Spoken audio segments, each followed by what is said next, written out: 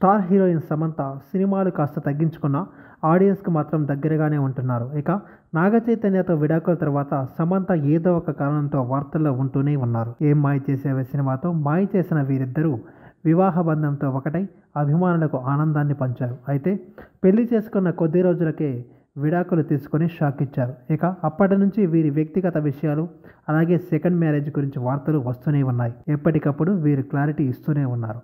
తాజాగా కూడా సమంతకి మీరు మళ్ళీ పెళ్లి చేసుకోవచ్చు కదా అనే ప్రశ్న ఓ అభిమాని నుంచి ఎదురైంది. దీనికి సమంత చాలా తెలివిగా సమాధానం ఇచ్చింది.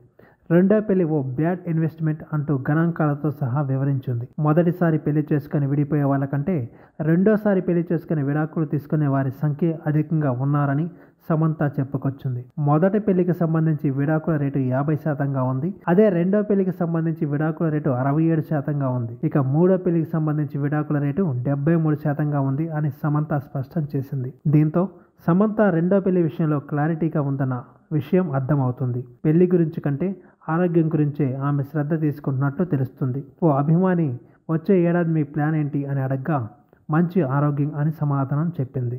ఇక విడాకుల డేటాని ఎక్కడి నుంచి కలెక్ట్ చేసిందో తెలియదు కానీ సమంత చేసిన ఆన్సర్ అందరినీ ఆశ్చర్యపరిచింది. సమంత ఇప్పుడు వ్యక్తిగత జీవితం కంటే వృత్తిగత జీవితానికే ప్రాధాన్యం ఇస్తుంది. సినిమాలతో బిజీ అవ్వాలని చూస్తుంది.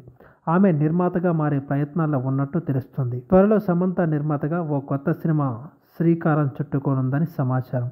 అయితే సమంత ప్రస్తుతం హాలిడే మూడ్లో ఉంది.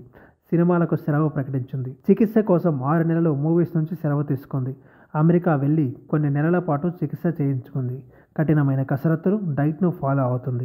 ఎట్టకేలకు ఆ వ్యాధి నుంచి చాలా వరకు బయటపడింది. ఇక ఆమె సెలవులు తీసుకున్న సమయం పూర్తి కానుంది. దీనితో ఆమె కెరీర్పై చర్చలు సాగుతున్నాయి. అయితే సమంత డేట్స్ ఇస్తే ఆమెతో సినిమా చేయడానికి నిర్మాతలు రెడీగా ఉన్నారు. కనుక నటిగా రాణిస్తూనే నిర్మాతగాను మారే ఛాన్స్ కనిపిస్తుంది. ఈ వీడియో మీకు నచ్చినట్టయితే లైక్ చేయండి, షేర్ చేయండి, కమెంట్ చేయండి, సబ్స్క్రైబ్ చేయండి.